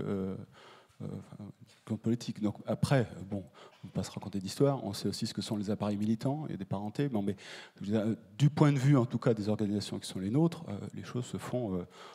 Mais j'insiste nos démarches ne sont pas les mêmes, on n'est pas sur le même plan. Notre démarche, nous, c'est de faire aboutir. Alors, pour le coup, c'est légitime de vouloir prendre le pouvoir, hein, je ne suis surtout pas récusé, mais ça n'est pas notre objectif. Notre objectif à nous, c'est de faire aboutir des mesures, des propositions, des choses. De faire que certaines, alors imparfaitement, partiellement, forcément, mais je veux dire, on ne se cale pas sur les échéances électorales. Et encore une fois, je ne dis pas ça comme critique, hein, c'est juste que les domaines ne sont pas les mêmes. Mais il ne faut pas attendre de nous que l'on en rabatte sur un timing, des contraintes qui ne sont pas les nôtres. Moi, si demain, peut-être pas demain, mais la semaine prochaine, on arrive à faire passer une mesure qu'on juge bonne par le gouvernement, eh ben, ce sera tant mieux. Ce sera tant mieux. Donc bon, mais encore une fois, ceci simplement pour dire, chacun a ses contraintes, ses structures. Mais notre souci, nous, du moins la démarche du pacte du pouvoir de vivre, j'insiste bien, je ne peux pas le dire autrement, parce que je pense qu'on puisse le dire mieux, remontrer que l'action politique, l'action collective, plus que politique, l'action collective est possible. Que face à des urgences climatiques, sociales, la réponse, c'est ni le catastrophisme, dire on va tous mourir, etc., ni la seule façon de s'en sortir, c'est l'autoritarisme. C'est bien de dire, oui, on peut, à condition de se coaliser. De se mettre... Alors, ça n'élude pas la dimension politique, mais c'est une dimension qui existe à côté. Et puis, là, je vais peut-être être un poil plus taquin. Encore une fois, je ne nie pas l'intérêt de l'action politique, mais en tant que syndicaliste, en tant que militant même, je dirais déjà, pas mon histoire, je suis à peu près certain qu'un bon compromis, mais quand je dis un compromis, c'est un compromis social, un bon compromis est plus durable qu'une majorité. C'est-à-dire que ce qu'on fait parfois par-dessus la barrière, et souvent, je ne dis pas toujours, mais souvent plus structurant, plus durable pour un pays que ce qu'on fait que d'un côté de la barrière. Ça n'élude pas, encore une fois, la dimension politique, mais il faut penser à ça, et c'est aussi notre rôle à nous, hein, organisation, de porter ça. Ronan, tu voulais réagir? Oui, je suis super content d'être venu, mais je voudrais quand même vérifier ce que j'ai entendu après l'intervention de Raphaël Glucksmann. Donc, il vous a quand même dit, vous avez suivi, il faut sortir du productivisme, il faut quand même remettre profondément en cause le logiciel et standing ovation. Bien, c'est quand même un bond idéologique en quelques secondes qui m'a presque un peu surpris. Ah, me voilà presque rassuré. C'est-à-dire que moi vous avez bien compris qu'avec Raphaël, même si on n'est pas parti du même environnement, globalement, on propose à peu près la même chose. C'est-à-dire que tous ceux qui sont autour de ce projet, qui est arrivé en tête des Européennes, que tous ces gens-là discutent, se rassemblent, fassent des offres communes, mais sans mettre, évidemment, aucun sujet sous la table. C'est-à-dire la gauche plurielle, le Yalta des gauches, le plus petit dénominateur commun, où je te donne ça, mais c'est un peu périphérique, tout ça ne marchera plus. On est bien d'accord là-dessus. Ça, c'est un point sur lequel il faut qu'on soit extrêmement clair. Ça ne marchera plus comme ça. C'est-à-dire qu'il faut bien construire un projet cohérent qui réponde aux enjeux quantitatifs, sociaux et environnementaux, et c'est très lourd. Je vais reprendre que la question climatique, parce que c'est le sujet que je connais le mieux. On sait que globalement, pour la France tienne ses engagements, il faudrait mettre, entre l'investissement public et privé, aux alentours de 70 milliards d'euros par an. On met à peu près la moitié. Donc il manque plus d'un point de PIB, dont là-dessus, on va dire entre 5 et 10 milliards d'argent public. C'est plus que le CICE. Ça va être un effort considérable. Moi, le Parti socialiste m'intéresse énormément, je vais dire un peu différemment ce qu'a dit Raphaël Glucksmann, dans le fait qu'effectivement, je ne pense pas, vous n'êtes pas obligé de le répéter, de le tweeter, que LV tel qu'il est aujourd'hui a la capacité à quelques milliers d'adhérents d'assumer la totalité du pouvoir. C'est clair. Il ne peut pas accéder seul au pouvoir. À l'inverse, le Parti socialiste a une habitude de la gestion, a des réseaux qui assument le pouvoir, je suis complètement d'accord, mais il est un peu perdu, en tout cas quand on regarde le bilan quantitatif, les objectifs quantitatifs en cours de route. Donc il faut qu'on recoupe tout ça. Mais ça va être un effort considérable. Ça veut dire par exemple, c'est une taquinerie que j'adore, que vous êtes obligé de vous reposer la question, il y a beaucoup de grands élus dans la salle, dont certains avec qui je travaille étroitement, que tout le logiciel qui a permis de gagner les territoires, de gagner notamment les grandes villes, parce que le maire socialiste était meilleur dans la compétition internationale pour faire briller sa métropole, ce logiciel-là peut marcher pour gagner municipal, ne peut pas marcher pour répondre aux grands enjeux. Donc là, il y a besoin d'aller très loin dans le fait de se remettre en cause. Et on est dans ce moment-là. Donc moi, je suis venu là parce que je pense qu'effectivement, les écolos seuls ne peuvent pas assumer et accéder au pouvoir, qu'on a besoin effectivement de la totalité de la gauche, mais à condition qu'effectivement, on soit bien d'accord que les objectifs qu'on peut définir ensemble sans grande difficulté autour de ce cercle soient déclinés dans des politiques publiques qu'il faut sacrément assumer derrière et qu'on n'a pas assumé dans les années 2000. Donc on est dans ce moment-là. Donc comme vous avez frénétiquement applaudi tout à l'heure, je voulais vérifier, c'était bien ça que vous aviez applaudi. Laura, tu voulais ajouter un mot? Oui, en fait, je sais que j'ai un peu mis les pieds dans le plat, hein, mais j'ai l'impression quand même qu'on est à peu près d'accord. C'est-à-dire que moi, quand j'ai dit il faut qu'on sorte du productivisme, le revenu universel d'existence, la réduction du temps de travail, etc., et d'abord, travaillons sur le projet et ne mettons pas d'ores et déjà des personnes en orbite dont on sait que potentiellement ça va créer plus de division que d'union, c'est quand même dire parlons du projet. Non, mais c'est juste dire, moi j'ai parlé du projet. Donc après, Donc restons sur le fond. oui, mais en fait, si on s'invite ici et qu'on se fait tous nos universités d'été et qu'on invite tout le monde tout le temps, mais qu'on parle jamais des sujets qui fâchent, en fait, on sera au même point en 2022. Donc moi, je suis désolée, on parle aujourd'hui, on est là pour parler aussi de ce qui va pas et de comment on avance. Et c'est d'ailleurs ce qu'on dit les uns et les autres. Mais je voulais juste réagir à un élément qui a été dit en disant, mais finalement, on va pas faire le concours l'épine de l'innovation sociale et politique de la gauche. Mais si parler aujourd'hui de la raréfaction du travail, de la précarisation du travail, de la souffrance au travail avec le burn-out et avec des gamins qui aujourd'hui se tuent le dos à aller livrer des gens chez eux pendant que d'autres ont assez d'argent pour manger des Deliveroo tous les soirs, si ça c'est pas le concours l'épine de l'innovation, ça c'est la vie réelle que les gens vivent au quotidien. Et donc c'est ça être utile aux gens. Et c'est là où je te rejoins. Oui, il faut qu'on sache comment on est utile aux gens, mais être utile aux gens demain, c'est réfléchir à cette question du revenu universel, c'est réfléchir à la nouvelle répartition des richesses que ça veut dire, et c'est réfléchir aux nouvelles protections sociales concrètes. Voilà, donc on est d'accord, on le dit peut-être pas de la même manière, mais je pense qu'il y a plus de points d'accord que de désaccords, donc voilà, ne créons pas non plus de faux débats. Raphaël, tu voulais intervenir.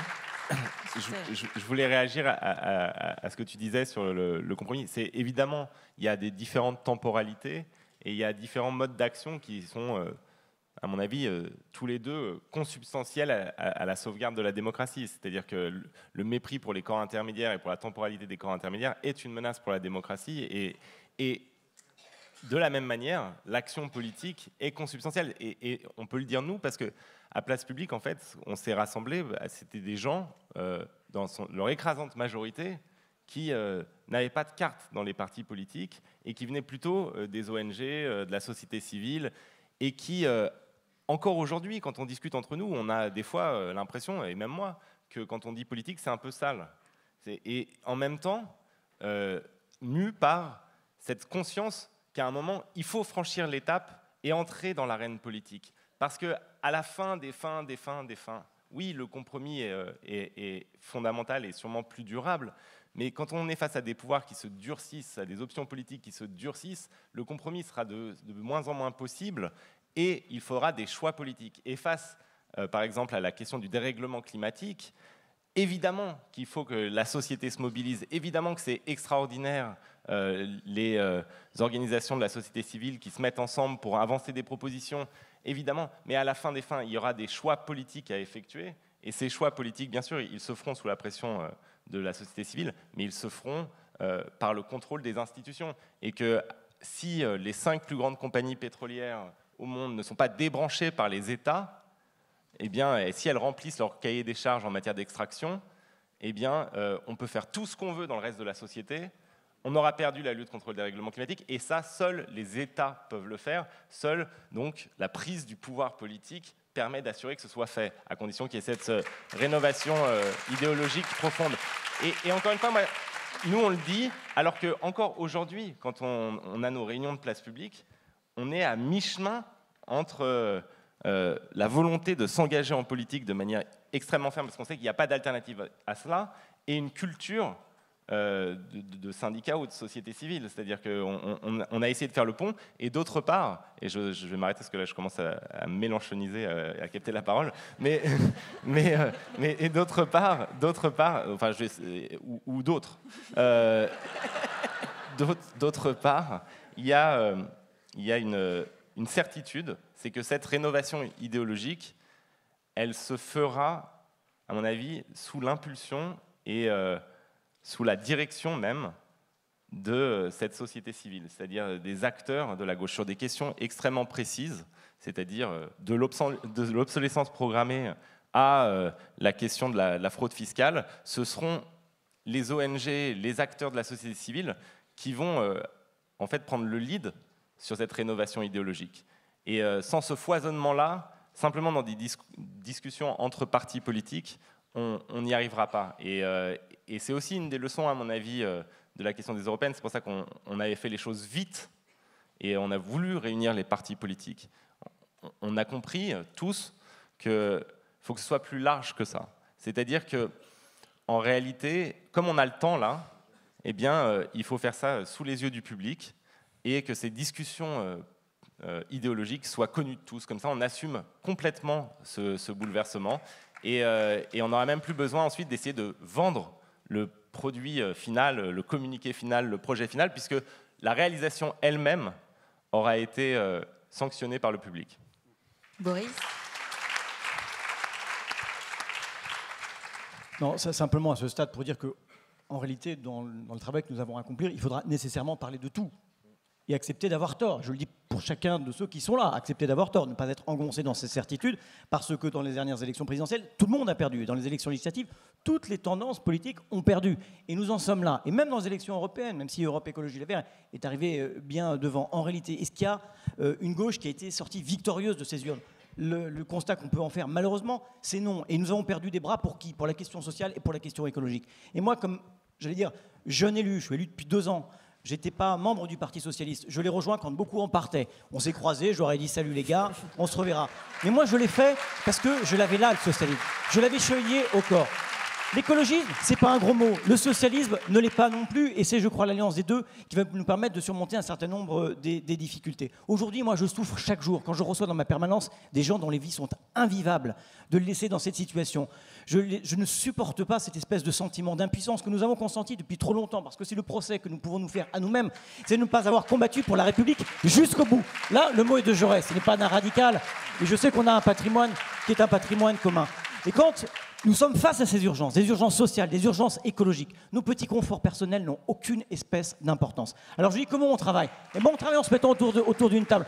Revenu de base, revenu universel, parlons de tout. Allocation sous condition de ressources, revenu ou allocation universelle. Moi, à titre personnel, je préfère des droits pour tous que des allocations pour certains. Posons-nous la question de la démocratie. Aujourd'hui, je parlais de césarisme, mais c'est le plébiscite permanent avec Emmanuel Macron. On est un parlement fantoche qui ne sert à rien. Vous êtes, pardonnez-moi, des organisations syndicales maltraitées, foulées du pied. On a besoin d'une démocratie vivante et on a le tort d'avoir un président de la République qui ne le comprend pas. Nous en sommes là. Si la politique est impuissante, nous ne changerons rien. Redonnons de la puissance à la politique. Ayons de l'audace, ayons une forme de radicalité, ayons aussi, et ce n'est pas la parole dite de la politique, une forme de pragmatisme. J'emprunte le mot à Emmanuel Macron, mais pour dire, nous pouvons changer la vie. Voilà, on a été trop longtemps résignés. Moi, je vous propose d'arrêter la résignation, d'être dans une forme de colère constructive, tous ensemble.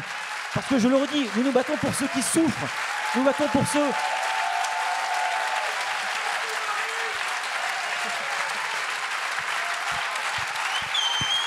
C'est dur de passer après ça. Et je le dis avec beaucoup de gravité. Dans les combats qui sont les nôtres, nous avons besoin de beaucoup d'humilité et d'autant de détermination. C'est ce que nous faisons depuis 2 ans à l'Assemblée nationale. Vous savez, je me souviens moi de cette phrase d'Henri Emmanuelli, quelques temps avant son décès, il m'avait dit « Vous verrez, vous serez 30 ». Il ne s'est pas trompé, on a été 30. Il m'avait dit « Vous verrez, en 93, on était 57, c'était physiquement oppressant ». Eh bien, je peux vous dire qu'un 29 aujourd'hui, c'est physiquement oppressant. Quand on regarde sur les bancs de la majorité, qu'on voit d'anciens camarades socialistes qui ont eu des victoires honteuses, bien plus honteuses qu'un certain nombre de nos défaites dans la fidélité à ce que nous sommes. Alors oui, Raphaël l'a dit, il y aura du +6, +12, +13, et le Parti socialiste tiendra son rang dans ce rassemblement plus large que nous-mêmes, que nous avons essayé de construire dans les européennes. Nous n'y sommes pas parvenus comme nous l'aurions souhaité. Et c'est-à-dire que le socialisme n'a pas d'avenir. J'ai la naïveté de penser qu'en réalité, il continue d'être une lumière quand on est fidèle à la flamme et pas à la cendre.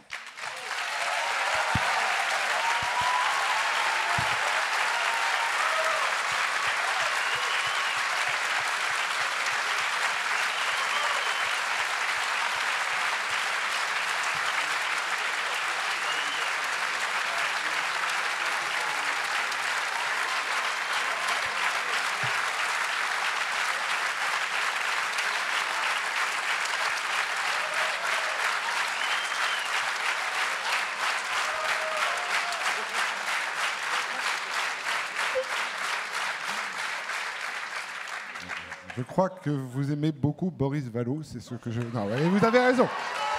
Non, la question... On est dans l'auditorium Michel Crépeau. On est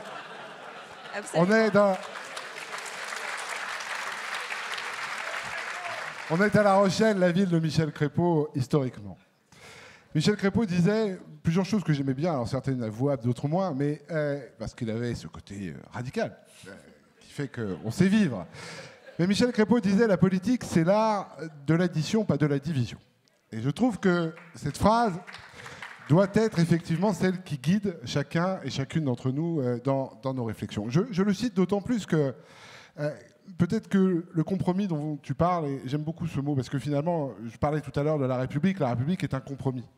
Et donc, aucun système n'est jamais absolu, n'est jamais totalement abouti. Il y a forcément toujours des gains et des renoncements dans ce que chacun voulait porter. La Rochelle est peut-être un beau compromis de ce qu'est l'application écologie sociale au quotidien.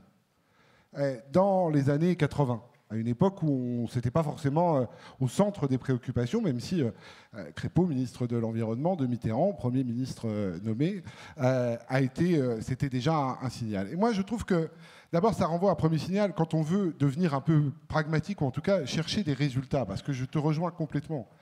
Ça ne sert à rien de brasser uniquement du concept et de la bonne volonté. C'est typiquement le genre de choses qui nous vaut un effet boomerang. Et d'abord, je me dis que finalement, un des premiers paris sur lequel on pourra peut-être avancer la gauche, c'est de recroire dans les collectivités locales et la décentralisation.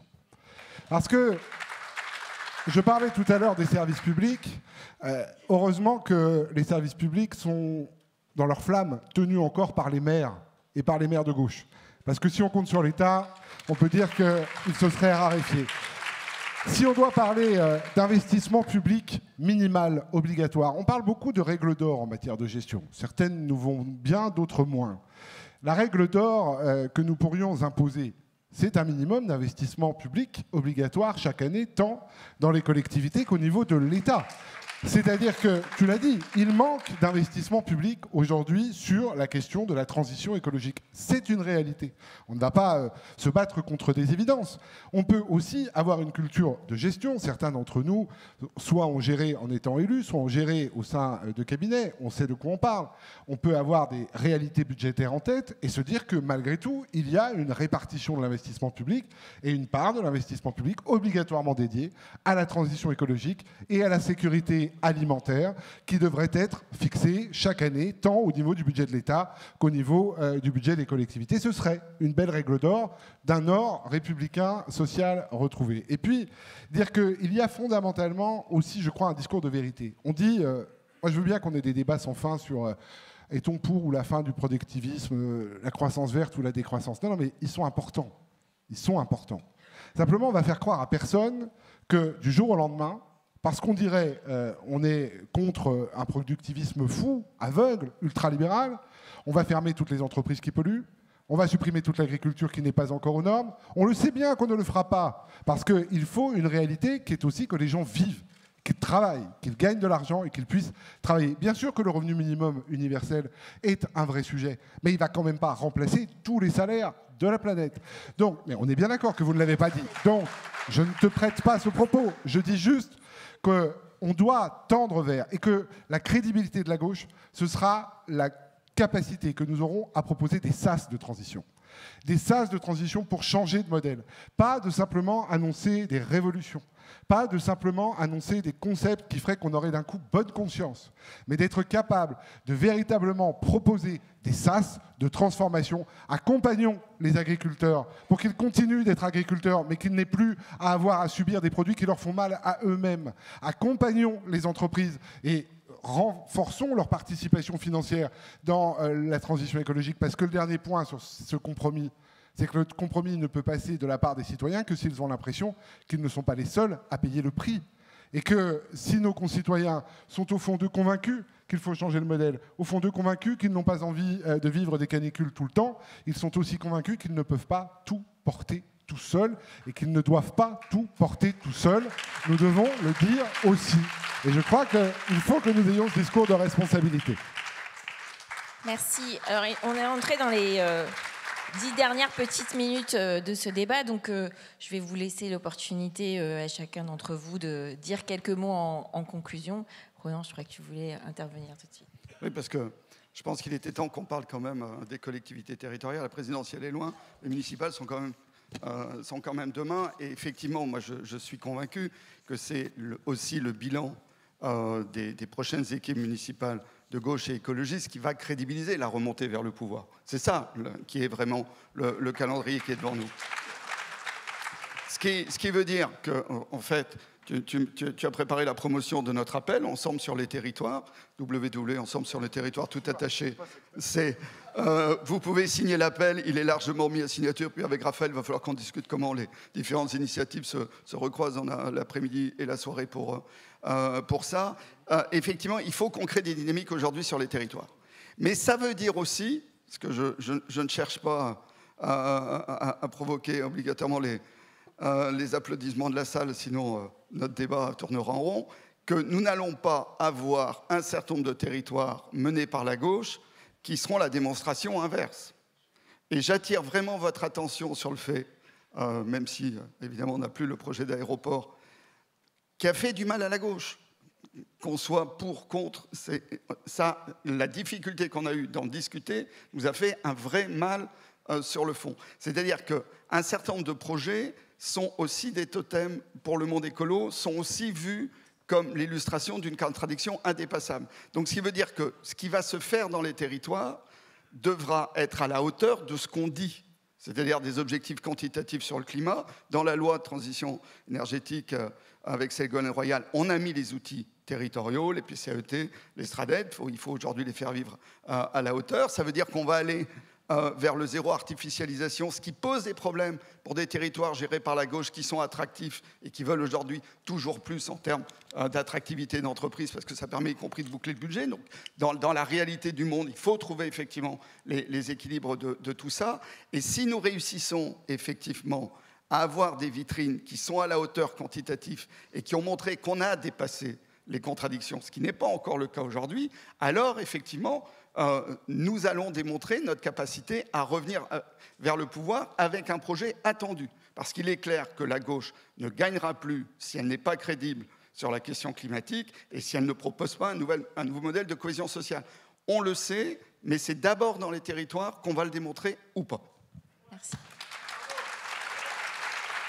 Frédéric Sèvres, quelques mots de conclusion. Oui, il y a un redoutable compte à rebours qui s'est affiché devant nos yeux, là, qui nous met une pression folle. Je ne voudrais pas conclure, mais juste bien redire, moi je pense, alors quitte évidemment, je suis sur une démarche un peu parallèle de la vôtre, donc dès que je vais faire un virage pour avoir un peu de connexion, j'ai l'impression d'être orthogonal. Mais j'insiste, c'est vraiment ma conviction de militant syndical, et puis bon, si vous ne vous incarnez, si tout tourne autour de la question de l'alternance présidentielle, qui est nécessaire, qui est fondamentale, qui est tout ce que vous voulez, il vous manquera quelque chose. Je ne dis pas encore une fois sur le mode de l'injonction du Conseil, ce n'est pas donneur de leçons, mais pour être en phase avec la société civile, avec tout ce que vous avez vocation à apporter, il faut ne pas réduire l'action politique à ça. Et quand je dis, ce n'est pas seulement vis-à-vis des organisations syndicales, mais enfin, vous êtes aussi, pour beaucoup dans la salle, même si je ne distingue absolument personne et que je ne connais sûrement pas tout le monde, vous êtes aussi des élus locaux. Et ça aussi, c'est une dimension essentielle de l'action publique. Et en tant que syndicaliste, je sais qu'il y a beaucoup de choses aussi à régler au niveau local. Donc c'est pour ça que j'insiste bien, on vit dans une 5e République qu'on décrit comme un peu monarchiste, un peu centralisée, un peu pyramidale, un peu tout ce que vous voulez. Je pense qu'il faut vraiment faire un pas de côté un peu par rapport à ce modèle qui reste parfois trop structurant et parfois un peu étouffant. En tout cas, c'est ma conviction. Merci. Raphaël.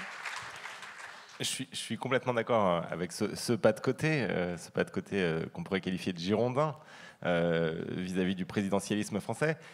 Il n'empêche que cette clarification idéologique, elle doit se produire avant les présidentielles et elle concernera aussi les questions des territoires et les questions locales. Et elle est fondamentale. Mais si moi j'ai un message, c'est qu'en fait, on a des raisons d'espérer immenses, à mon avis. Le résultat des européennes, si on dézoome et qu'on n'est plus focalisé sur le résultat de chaque liste, c'est quand même qu'il y a une alternative possible. Et que cette alternative, maintenant, elle ne dépend que de nous, de chacun d'entre nous, de nous à Place Publique, de vous à Europe Écologie Les Verts, de vous au Parti Socialiste, de vous à Génération, de vous chez les radicaux républicains devant l'éternel. Elle ne dépend que de nous. Et la vérité, c'est qu'il va falloir passer par des moments où on va se faire mal les uns les autres. on va se heurter la tête contre les murs. Parce que comme tu l'as dit, aucun d'entre nous n'a clé en main la solution. Et aucune tradition n'est entièrement valable. Mais par fidélité, parce que qu'est-ce que c'est que la gauche ? La gauche, c'est pas le clivage gauche-droite, c'est pas quelque chose qui a été figé dans le marbre. Le clivage gauche-droite, c'est d'abord contre ou pour le droit de veto, contre ou pour la République, ensuite pour la République laïque contre la République cléricale, ensuite, pour faire plaisir, ensuite c'est la République sociale. Bref, ça change de nature. Et aujourd'hui, il y a ce logiciel-là qui est une opportunité immense dans son caractère tragique même, qui est le logiciel écologique, qui est de redonner sens à la puissance publique. Ce qui a miné la gauche, c'est d'avoir consenti à l'impuissance publique. C'est d'avoir consenti à l'incapacité qu'avait l'État de façonner, et les services publics, de façonner un territoire, de façonner une république, de façonner une société. Et ce que nous permet le logiciel écologique, c'est enfin de remporter cette bataille culturelle qui avait été perdue face au néolibéralisme. Cette idée que si chacun suit ses propres désirs individuels, si finalement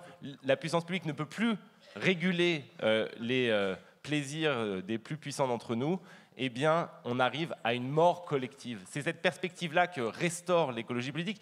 Et je suis certain que si on arrive à l'embrasser, à lui donner une déclinaison républicaine, sociale, une déclinaison démocratique, c'est ce logiciel qui nous permettra d'être justement fidèles à cette aspiration qui est la gauche, qui est que la politique peut transformer la société et inverser les structures de domination. Et donc, cet aggiornamento idéologique, c'est une aventure, à mon avis, profondément enthousiasmante et fidèle, encore une fois, à ce qu'est l'histoire du socialisme français. Merci Raphaël.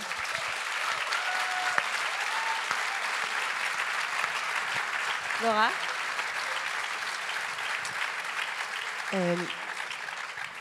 Oui, en conclusion, je voudrais parler d'un time-out. J'ai plus le droit de. Non. En conclusion, je voudrais parler d'un sujet dont on n'a pas parlé aujourd'hui, mais qui me semble fondamental pour bien définir une boussole de ce que doit être la gauche aujourd'hui et demain. Et c'est la question des exilés et de l'accueil. Il me semble que s'il y a un sujet sur lequel nous nous sommes égarés collectivement, probablement ces 20 ou 30 dernières années, c'est sur le fait de ne plus avoir assumé l'accueil de l'étranger, l'accueil de l'autre, et d'avoir laissé faire de la mer Méditerranée un cimetière.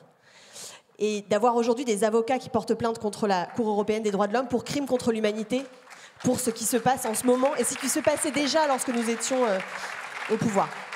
Et donc, il me semble que c'est un sujet dont je voulais absolument parler aujourd'hui parce qu'il me semble qu'il est fondamental dans ce que doit être la gauche aujourd'hui, et notre attitude par rapport à cela définit beaucoup ce que nous sommes et qui nous voulons être.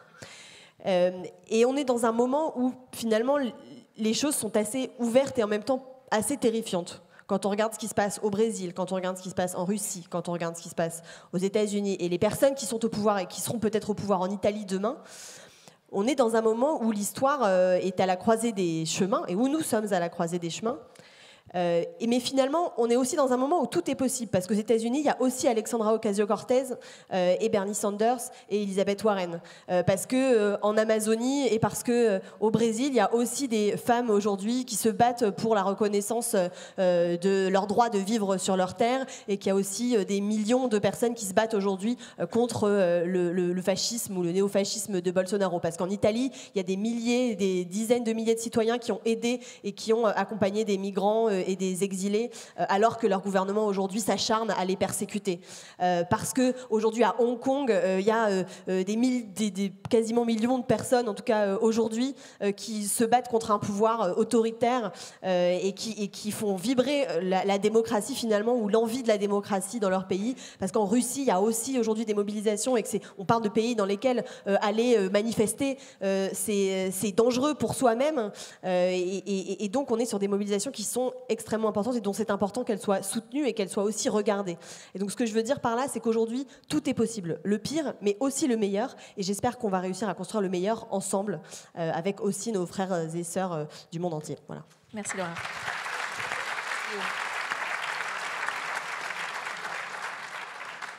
Je pense que ce que vient de dire Laura est très important.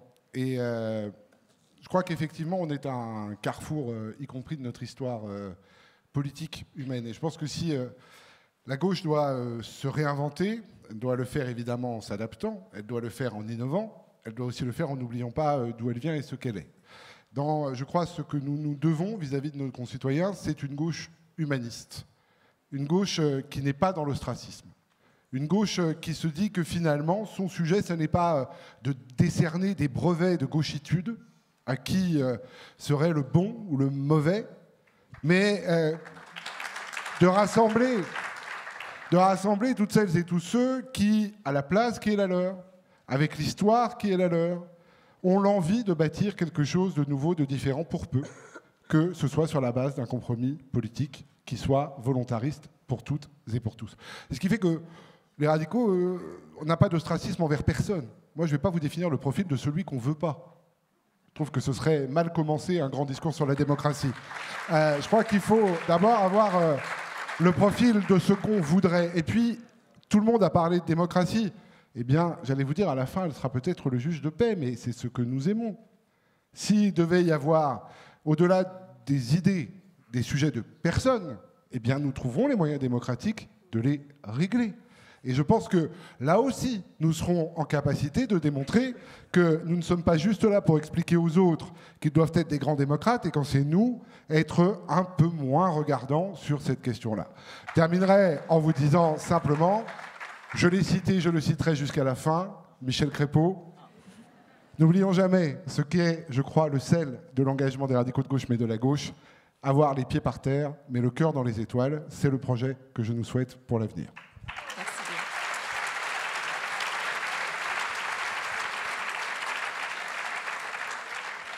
Alors, j'ai pas de citation de Michel Crépeau comme ça qui me vient spontanément. Ah, tu vas faire deuxième langue, oui, d'accord. Bon. Non, simplement pour remercier ceux qui ont organisé cette table ronde de l'avoir fait. Il y a un travail qui est un travail considérable, mais je crois que tout nous porte à l'espérance.